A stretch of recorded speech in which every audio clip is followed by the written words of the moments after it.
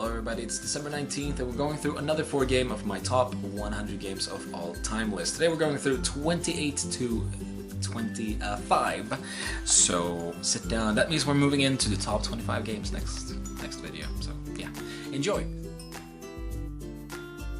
My number 28 is a Swedish produced game, which is Battlefield Bad Company 2. I think it's my favorite one in the series, unless I remember wrongly, but Battlefield Bad Company is a game that really stands out in all the FPS games that were released around this time. It was a lot of Call of Duty. Call of Duty was had a lot of hype around that time, those kind of action-based, fast-moving around FPS games, where you didn't really have to aim or do anything properly. Anyway, Battlefield took that to another level, where they made bigger maps, they had vehicles, and you had a squad-based system, so there were more players on the map, but every four players were in squads instead, and they were like their own group that could move around and spawn on each other and do things. And everything was objective-based, and basically, this is one of the few games where sniper rifles really felt like snipers, because suddenly you could get shot from across the map, and thinking, you know, it took about 10 minutes to run to that side of the map, and they could snipe from that side. It was like, wow, what can you do?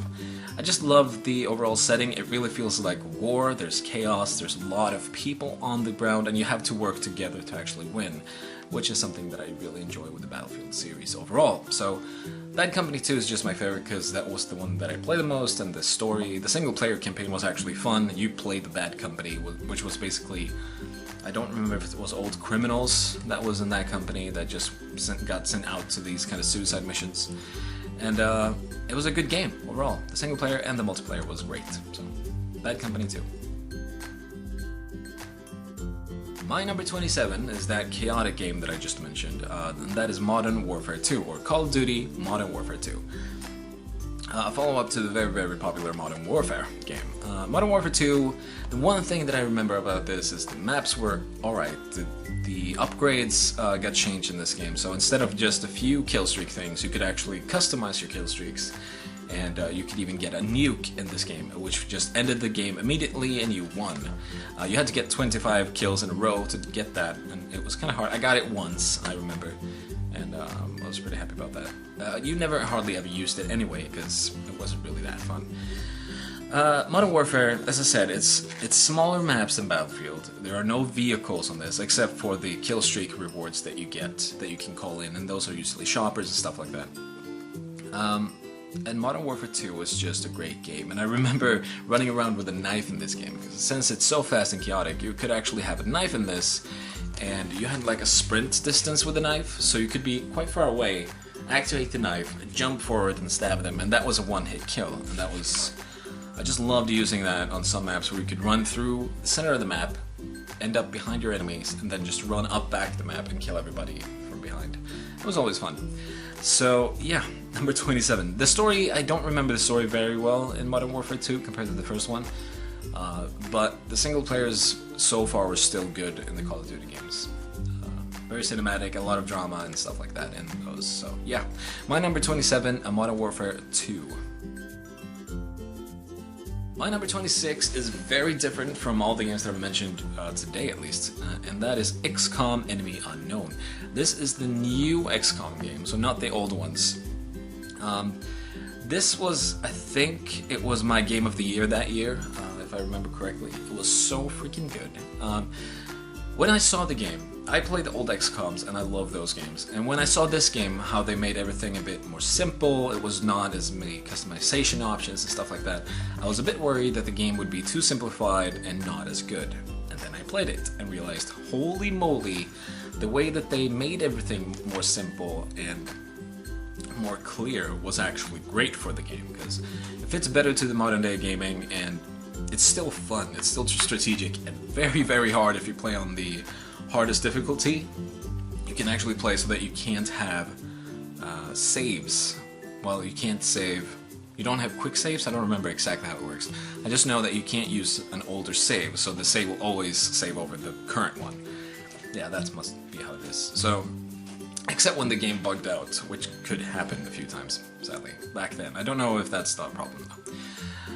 The premise of the game is basically the Earth is being invaded by aliens, and you are the XCOM unit, which is sent out to stop them, or ordered to stop them. So you have an underground base somewhere in the world, and you can pick in which part of the world, I believe, and you get a bonus depending on where you are. And then you can defend the Earth from there. You send out your flyers to shoot down aliens, and you go to different cities to stop invasions and stuff like that. It's a great game.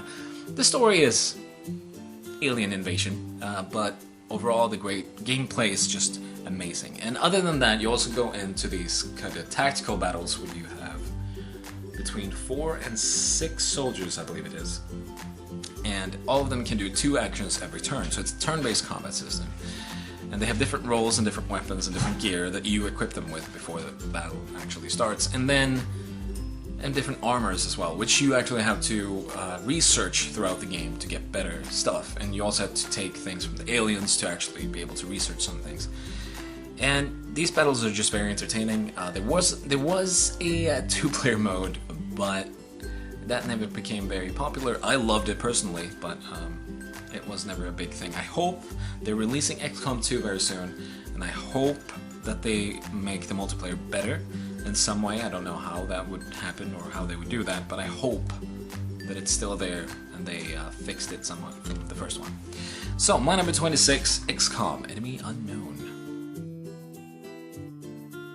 My number 25 is a game that I've already mentioned on the list, though I mentioned the second game in the series, and this is actually the first one, and that is Company of Heroes 1.